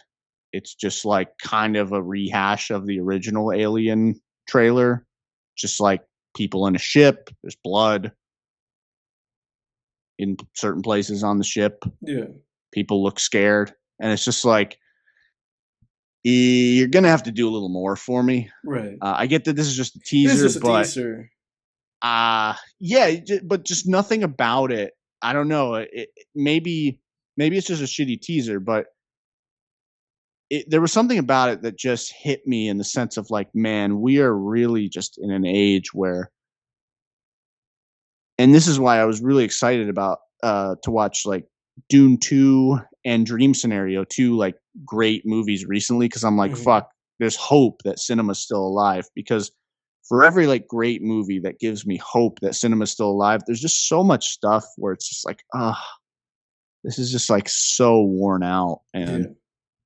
And I just felt that way when I was watching the Alien Romulus teaser, where I'm like, seen it, seen it, seen it, seen it, seen it, Yeah. you know? And that's it. Yeah. I feel you, dude. I feel you. That's why I didn't even bother checking it out. I was like, I'll watch the movie. I'll watch the movie anyway. Like, I guess we'll see how this plays out. All you have to do to get what you need from the Alien Romulus trailer is just watch the original Alien trailer. Yeah, That's it. it's the same thing. This is Just it. watch the original Alien trailer. Yeah. You got it. Yeah. You got it, dude. Yeah. That's it. Yeah. That's it, dude. That's all it is. But But that's it for me, man. okay, I'll get into my recap. I have not been listening to music as of late, like not anything new anyway. But I've been watching some movies, Oh. so I have some movies to talk about. So I've basically switched. I've gone from music to movies. Oh wow, who are you? Yeah, right. Holy shit! It's like Who is this? It's like for the guy? past 2 years, it's like I have to be like, I have to watch the movies. I just listen to music. No music this week. Yeah. But I do Oh, have wow. a handful of movies. I saw This makes me happy, dude. You're getting back into movies. I'm Holy getting shit. back into movies. I've lost after 2 years. I'm like, I don't feel so negative about movies anymore. Yeah. But I watched a 2020 film called Emma. It's an adaptation of her book called Emma, and Emma is supposed to be out of Jane Austen's novels. I think Emma is supposed to be kind of like a comedy of sorts, and Mm. so Emma has a little bit more of like a comedic touch, or like a more centered on like social interactions and wit, and little punchlines, but also with the usual also romance of like, oh Mr. Whatever, So it's a very classic Jane Austen film. But I did think my gripe with this film was that I thought that it was a little bit overlong and a little bit boring. But the costumes and the presentation were very good. The ending of the movie, particularly the last act of the film, was actually very like rewarding. But yeah, kind of middle of the road at the end of the day. I gave it a 5 out of 10. And then I watched Marie Antoinette, which is the I guess the historical film that Sofia Coppola made following Lost in Translation, because she made The Virgin Suicide, Lost in Translation, and Marie Antoinette 2006 with Kirsten Dunst, about the actual person that existed, Marie Antoinette, who was a Austrian royalty lady who got married off politically to a French prince that ended up becoming the king, King Louis. And with this film, this was an interesting film because again, the presentation was immaculate. Like the cinematography and costume designs were just 10 out of 10 for the most part. Some questionable parts here and there, but 10 out of 10 for the most part.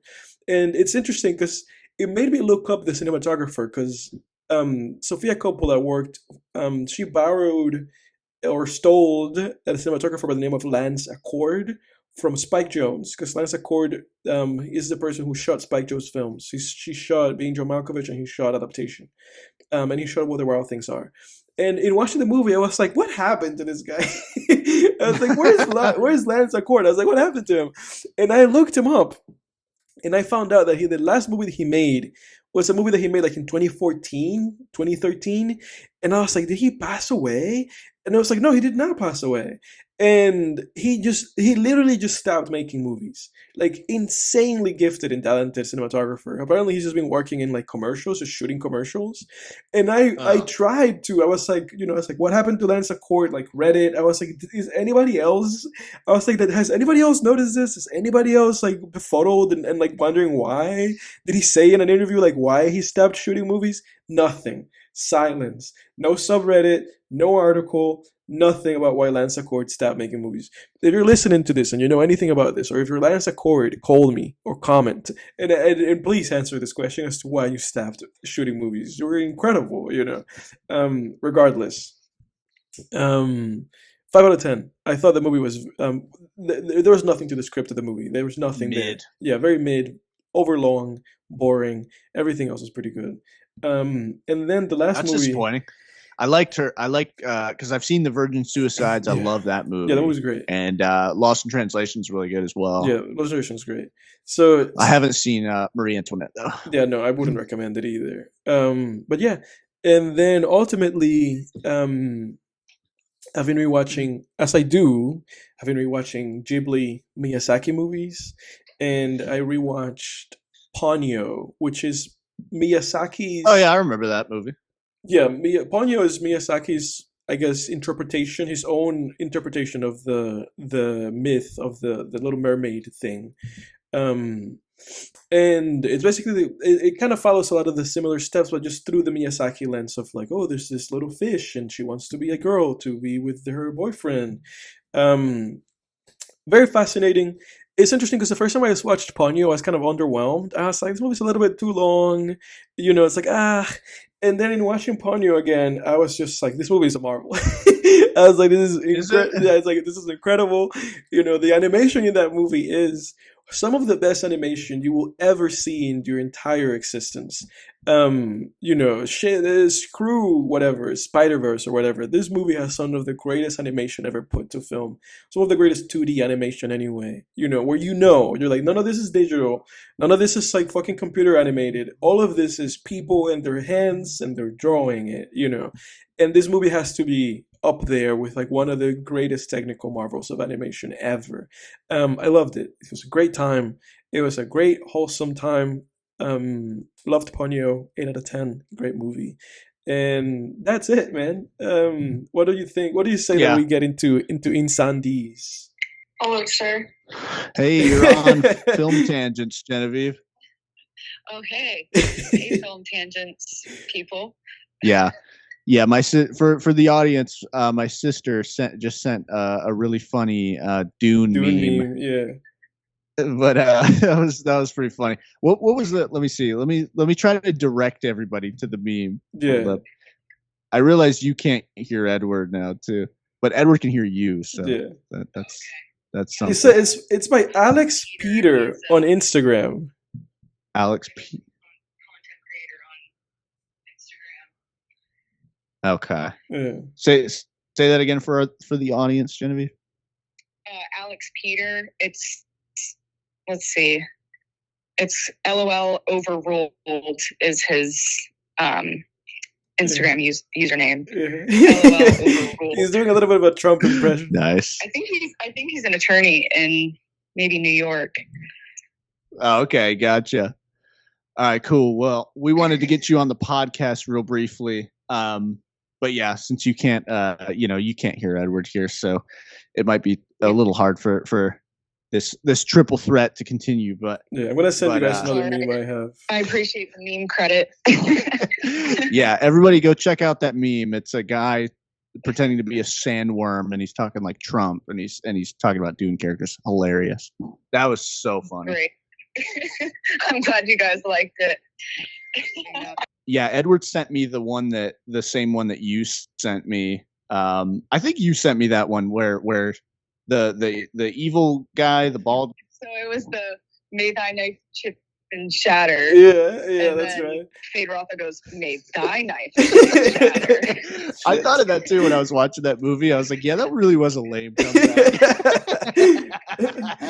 But the fight scene was so good. It was that so I didn't good, even yeah. think about it. Yeah. Oh my gosh.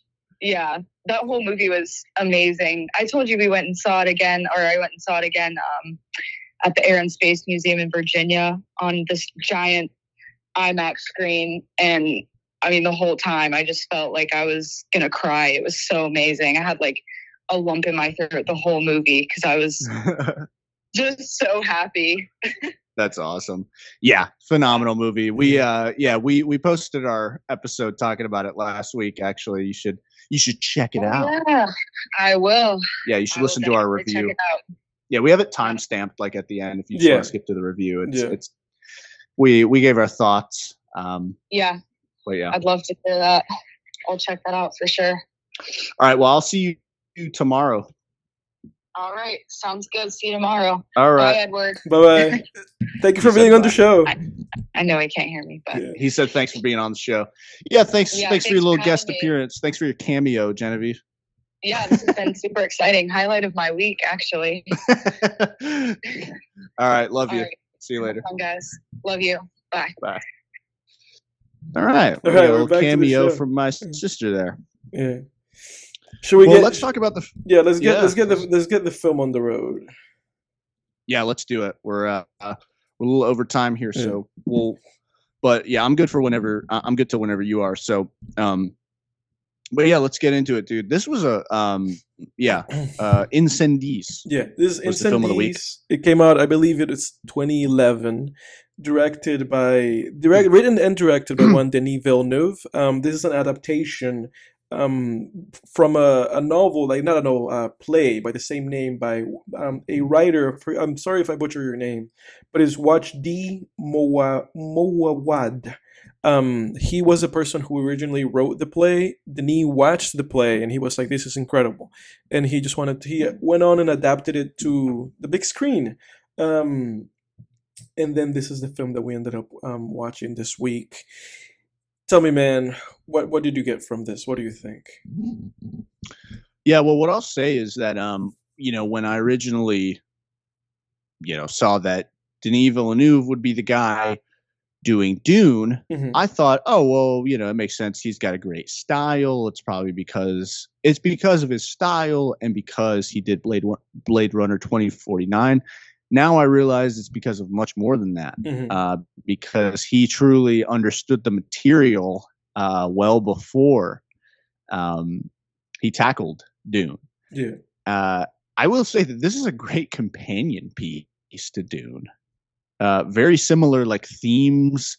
Not only just even if on just a more superficial level, if you look at like the desert and stuff, you got that, but very similar philosophy and themes as well. I loved this movie. I thought it was great. Yeah. I thought that, like everything from top to bottom was really solid. Like the acting was solid. I thought some of the, I'll get into my negatives and some of the mid stuff, but talking about positives first, like, the story really was top notch, I thought, which is, that's the heart of any film is of all art is what story are we telling? And this movie really delivered for me. Basically, for anyone who hasn't seen, Incendies, but you want to see it, spoilers ahead. Yeah, of course. Just warning you there. However, just to quickly recap, basically the movie concerns Nawal, a dying Middle Eastern woman living in Montreal, leaves separate letters to her twin children to be read once she passes away.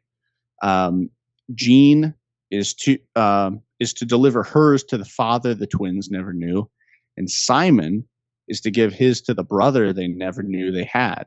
The siblings travel to the Middle East separately, where they each experience acts of brutality, uncover a startling family history, and have revelations about themselves. Yeah, man, I barely know where to begin, but I guess probably after just reading that, the most appropriate place to begin really, man, is like that twist. Yeah. Which is that the father and the brother are the same guy. Person. Yeah. And dude, when I tell you, man, that I thought when it was revealed that the twins were, the offspring of the rapist in the war prison, that didn't surprise me so much. No. But when it turned out that it was also their brother that they had been looking for, and that the brother and the rapist biological father were the same person, was when my mind was blown. I didn't see that coming, dude. Yeah. And that was not only completely devastating, but I also think it was everything that a great twist should be. 100%. What do I mean by that? What I mean is, a lot of people think twists are just supposed to be an unexpected event, and a great twist is so much more than that. One of the greatest twists in history is, Darth Vader turning out to be Luke Skywalker's father, right? Why is that such a great twist? Everybody thinks, well, it's because the villain is now the main character, revealed to be the main character's father. Yes, but no. It's so much more than that. It's not there. That's the external twist, but there's also an internal twist and a philosophical twist. The internal twist is that Luke Skywalker is now devastated that the great villain of the Empire, the Nazi SS officer of the Empire, is his dad. And the philosophical twist is that, oh shit, the dark side is truly powerful. That Anakin Skywalker, the great hero, the shining knight of the Clone Wars, of the Jedi Order, could be turned to the dark side. That is what makes that such a great twist. And what makes this movie such a great twist is that this whole movie we've been watching, these two factions, these two religiously fanatical factions,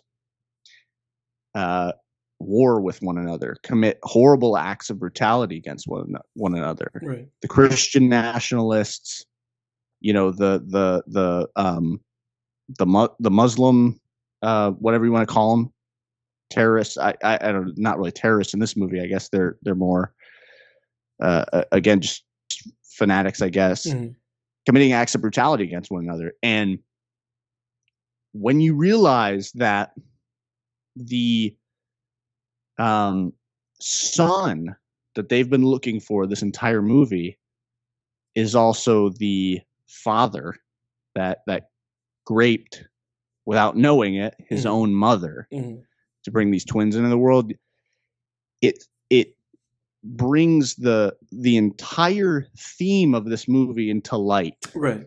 Into the light, which is that, in my mind, that we are all, no matter what religion we're from, what creed, what ethnicity, we're all part of the same tribe. Right. And you never know who you're hurting. Right. 100%. When you commit these acts, and that really was the big twist. It was that this guy thought, oh, I'm this Christian nationalist, torturer, and I'm just doing this to some, Muslim woman. And then he realizes at the end, no, that was my mom. That was my mother, And barring the irony that he was originally just part of the Muslim kind of war effort or whatever, and then becomes just part of the other side, which is incredibly weird. That hammers home the point of we're all human beings on this planet.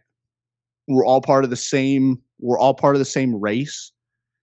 It doesn't matter what our ethnicity is, what our religion is. We're all part of this human race, this human species, and we're a social species, and we need to look out for one another.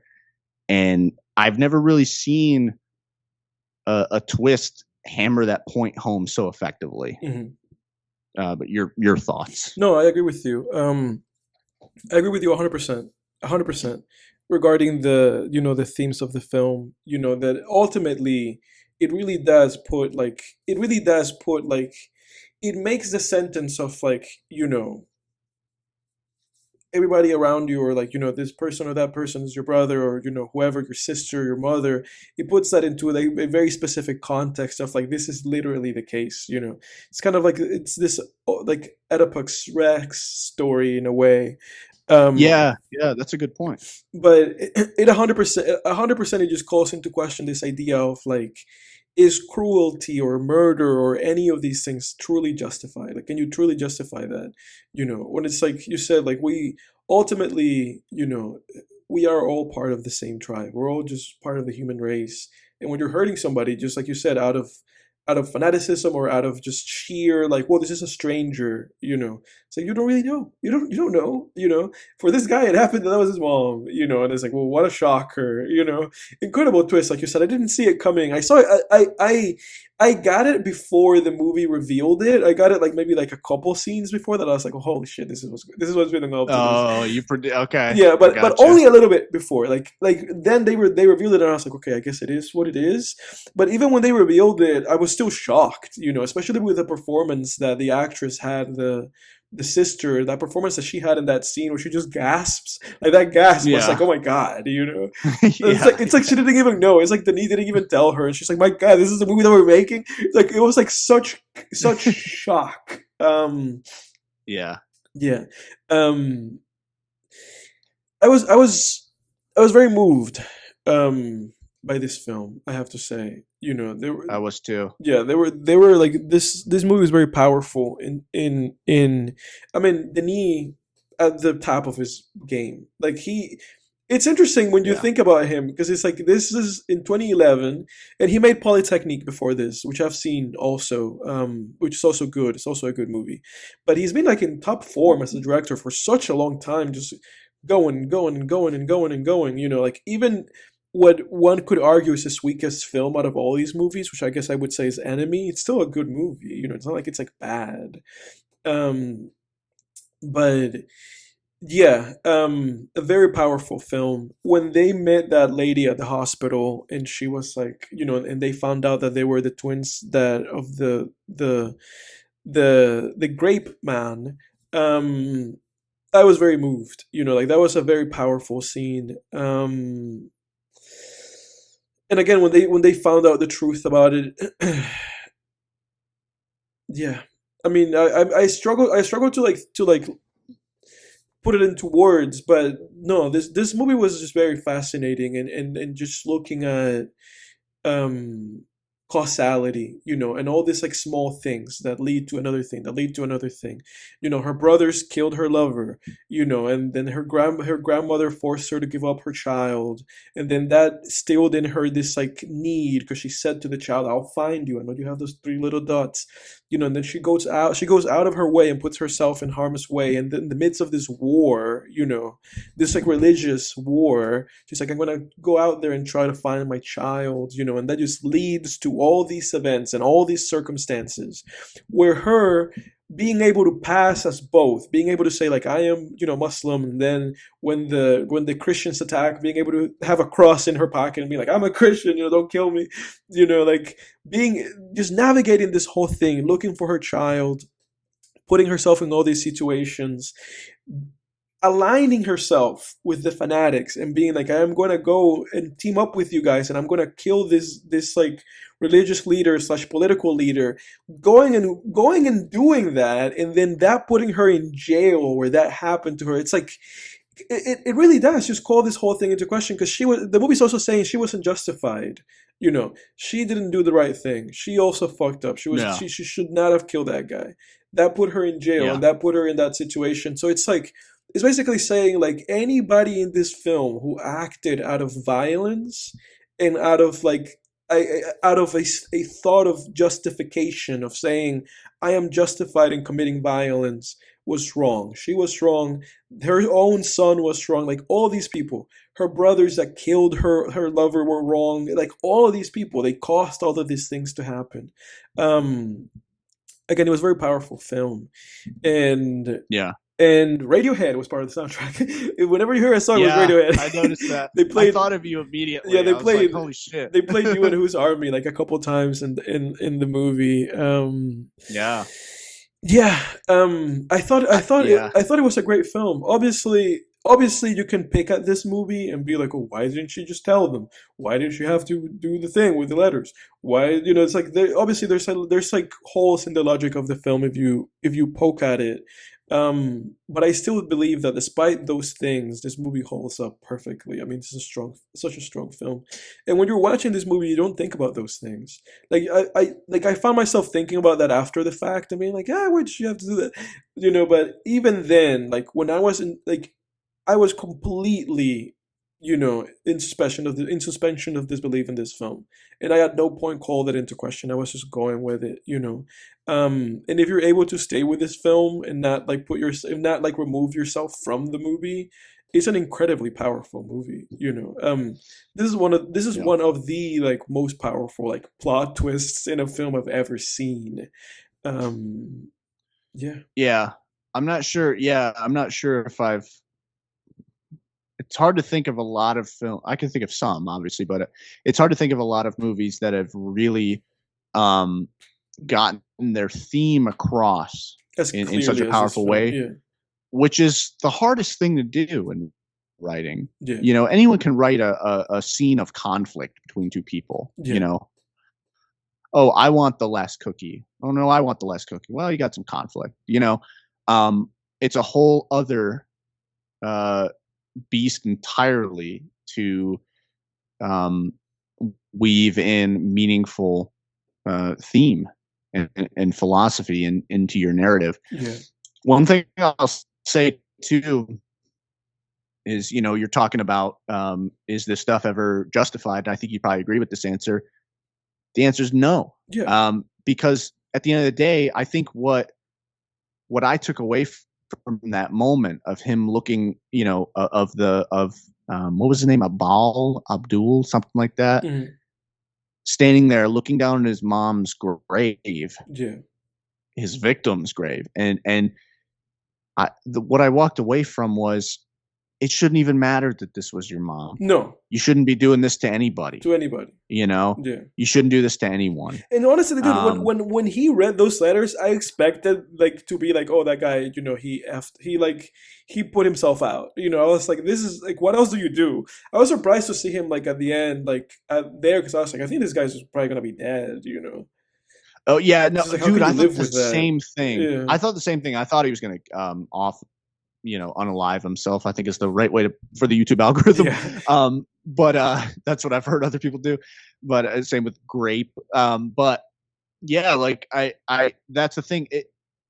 A more subtle example would be the bus scene, right, where the Christian nationalists realize the little girl's running back toward the bus, and they're like, "Oh no, wait, she's the daughter of the Muslim Yeah. woman. Shoot her!" Yeah. It's like, okay, so you were going to spare her because you Exactly. thought she was Yeah. the daughter of a Christian Yeah. woman, but now that Yeah. she's the daughter of a Muslim woman, you're going to shoot her. Yeah. And it's like, no, you shouldn't be doing this to anybody. Yeah. Muslim, Christian, Jewish, Hindu, Buddhist. You shouldn't be doing this to anyone. And I think that's what the film is trying to get across. I don't care if this, and it's like, again, with the torturer, I don't care if this is your mom, your sister, someone you don't know from Adam, you shouldn't be doing that to anybody. You shouldn't be torturing anybody, raping anybody, killing anybody. Yeah. We're all human beings, and I think that's what the movies. I think that's what I got from the story. I think you shouldn't be doing this to anybody. I agree with you. And that's sort of that is 100% what the film is trying to say. Yeah, and just to add this quick point too, and not to this is wholly meant as a relevant point. I'm not even trying to segue into this whatsoever, but like the whole Andrew Tate thing right now, where you see a major mainstream YouTube channel like Valuetainment that has millions of subscribers. That's the name of this channel. Valuetainment, yeah. Go ahead. Hero worshiping a guy like Andrew Tate. And I saw another YouTuber bring up a great point where it's like the guy's name is Patrick Bet David, who runs that channel. And the guy said, the guy said, and I agree with this guy, this YouTuber who said this.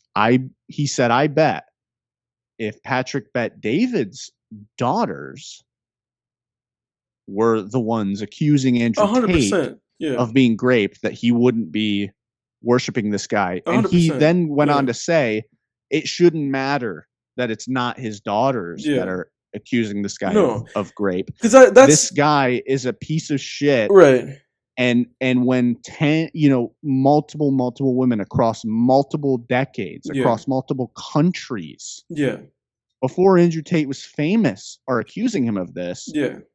It doesn't matter if they're your daughters, your sisters. Right. Of course, you're going to care more about your family, but I think the greater point is, it shouldn't matter. We should all treat everyone with a similar level of respect that we treat our family with, which I think I think ultimately too, it's a movie about the lack of like you said, this like viewing other human beings with dignity and respect, and as people who are worthy of this dignity and respect, and also just a lack of human empathy, which is fascinating because I think in this day and age, probably in a way, I don't know if less than or more so, but at the very least, it's more apparent than probably when this movie came out. There's a lot of lack of empathy in this world, and I think again, I think that's ultimately too the point of this movie. Is like, we have to have empathy for people, man, because we don't know who anybody is, we don't know anybody's story, and we don't know how people are connected to us. Because even if you know for a fact that this person is not my mom or my brother, it's like they could be your fucking cousin. You don't know. You don't know. Yeah. Most people are everybody's cousin. Like I think it's like being proven that most people are like 50th cousins or something with somebody else. Like we're all fucking related in some way, shape, or form. Yeah. So and it's like, not only is she somebody's mother, right, but she's somebody. Right. Exactly. Exactly. She's a human being. Exactly. So ultimately, I think this is a home run by Mr. Denis. Incredible film. Again, I obviously I love the music. Is Denis' presentation? So obviously the presentation of this film is really immaculate. His use of the locations, his use of scale, the sheer scale of this movie just spans generations and continents and countries. I can't say that I've seen many movies many films like as powerful as this one, I have to say. A triumph out of Mr. Denis for sure. You have any gripes with it? No, like I said to you, like my only gripes are just like logical like gripes. Of just kind of being like, like I said, like, did you have to give them the letters? What if they hadn't found these people? It almost felt like The Dark Knight, where it's like it's all holding together by a very loose thread of like, these people had to work, they had to meet this specific person, they had to say this specific thing, they had to say this specific name, it all kind of came down to specifics, and all these specifics had to align with the siblings plot, and that in and of itself just kind of felt like, okay, in retrospect, looking back at the movie, you see that the movie is really relying on, like, she was able to meet this specific person on this specific day, on this specific hour of this specific day, and they were able to speak English or understand, and it's like there's a lot of specifics. But like I said to you, like, that aside, I was able to watch this movie. I think this is a film that you watch the first time and it's perfect. Like, I finished watching this movie and I was like, this is incredible, And then after you think about the movie a little bit, you kind of sit back and think like, okay, there were holes in this logic of this film. But again, like I said, I forgive this movie. At least in the first viewing, I forgive this movie. I'm very fascinated about how I would feel watching this a second time, because I didn't feel like this movie dragged at all in terms of like its pacing. So again, it's just logical and like plot issues, and that's really it. Those are the only gripes I have with this movie. I have no issues with like the presentation of this film at all whatsoever. Yeah, I mean, what about you? Is there anything that you want to point out? Yeah, I would just disagree. I guess for me, like, I did feel it dragged a little bit. Yeah. Ultimately, this was a 2 hour and 10-minute movie, and I feel like it could have been cut down, at least 20, 30 minutes maybe. Yeah. I did feel like it, I get like it's a more slow burn story that I understand, but I think the fact that it's 2 hours and 10 minutes and super, super slow also demonstrates that, for me at least, I felt it was slow at times. It did drag a little bit, and I'm someone who I have if a story's really engaging, I have a pretty high tolerance for dragging and slow, not dragging, but slow pace. Mm-hmm. For instance, people call like Hereditary, that horror movie, slow and dragged out, and I don't think that movie drags whatsoever, although it is a slow burn. Same with Dragged Across Concrete. No pun intended. I don't think that movie drags whatsoever. It's very, very slow burn, but I don't think it drags. This one, I did feel that way. That's one. And then the other, I think the pool scene was just a step too far in terms of contrivances. I think they could have accomplished that. She could have seen the tattoos like when she was in prison. I don't know. I don't agree with that. I disagree with both your points. I know you disagree with me in that basic. I thought the movie was very well paced. I might feel differently on a second watched. I did not feel like this movie dragged watching it the first time. And despite the contrivedness of the pool scene, and again, I've been complaining about contrived shit, but I disagree with that point. I think I forgive it. I forgive that. Because again, I felt like that was very powerful. The fact that she recognized him at that moment, like many years later, and she was like, "Oh my God, this is," and that he looked at her and he didn't recognize her. He didn't recognize her. Years after he tortured this woman, he didn't recognize her. So it just goes to show how detached he was. Yeah. Too. So I think the scene works really well. So I would keep that scene in the movie. But yeah. I do have plot problems, but I forgive that scene. Yeah, I think the part of the pool scene that I actually really liked, but I think is also accomplished with just the part that shows him being a janitor, is the fact that this torturer, this guy who was a torturer in a prison in the Middle East, is now just living among us in North America. It was incredibly creepy. Yeah, exactly. Because it's like all these guys' crimes happen in another country, and they're all buried. Like, that's just a past that he remembers, and nobody else around. He's like working around other people nobody knows. Yeah, and I think that part of the movie too, and that was just sort of just more of like a thematic element of the film that I think is not necessarily.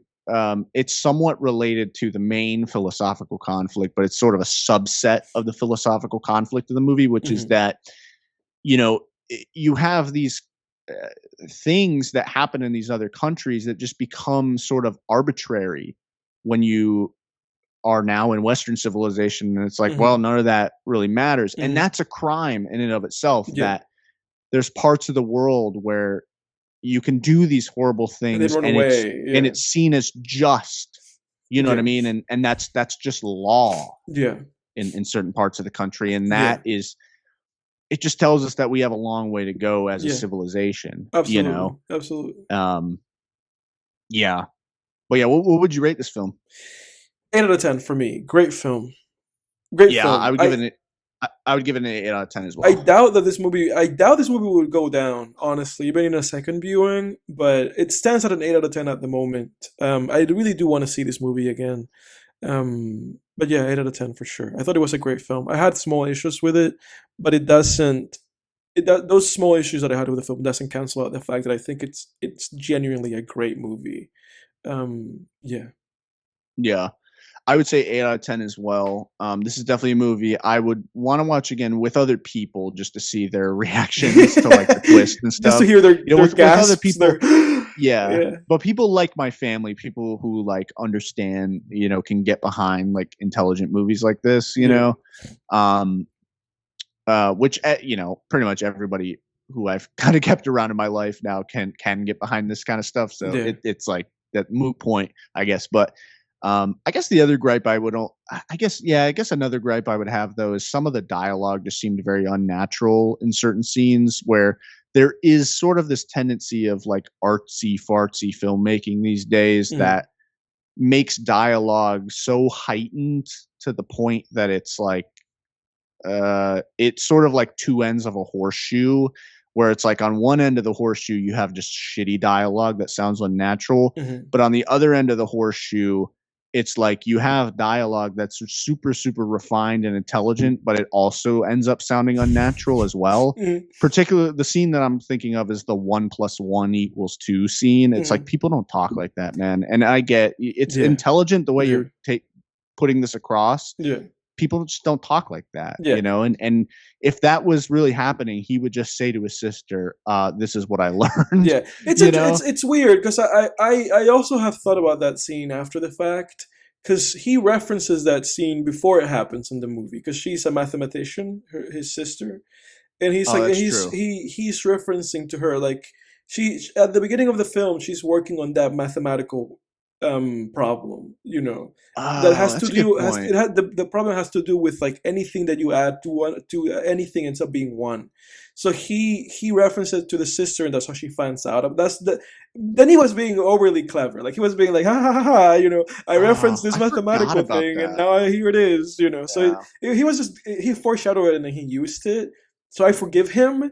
It didn't clash for me, but I get what you're trying to say with it. Yeah, I forgot about those mathematician scenes though. That's true. Yeah, good point. Yeah. Okay.